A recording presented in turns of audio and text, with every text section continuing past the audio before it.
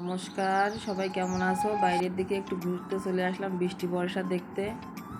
গাছ পড়ে উল্টে গেছে বর্ষার জন্য। আর এদিকে তো জলে থই থই, এদিকে শুধু জল আর জল, এদিকেও জলে থই থই করছে।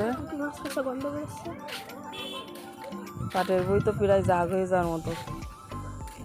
এখানে ঘের মাছের চাষ করে, তা খুবই মর্মান্তিক অবস্থা। রাস্তার পরে জল উঠে যাবে এরকম একটা ভাব। চলে আসলাম বিকালে একটু ঘুরতে। এদিকে প্রতিদিনই আসি, ভালো লাগে। এদিকে উন্মুক্ত বাতাস আছে, তারপরে প্রাকৃতিক পরিবেশ, প্রকৃতির অনেক কিছু দেখা যায়। খেজুর গাছ, পাট পাট জাগ দেওয়া, এগুলো আসলে বাংলার ঐতিহ্য।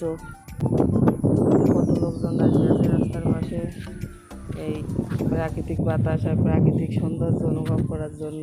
আবারও ইলশেগুড়ি বৃষ্টি শুরু হয়ে গেল। বাড়ির দিকে রওনা হলাম, আবার চলে যাচ্ছি আমরা।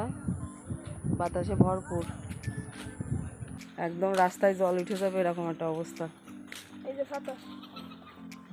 ছাতাও নিয়ে আসলাম, যদি বৃষ্টি হবে হবে ভাব। আর দেরি করবো না, এবার চলে যাবো আমরা, বাড়ির দিকে চলে যাই। Tata, bye bye.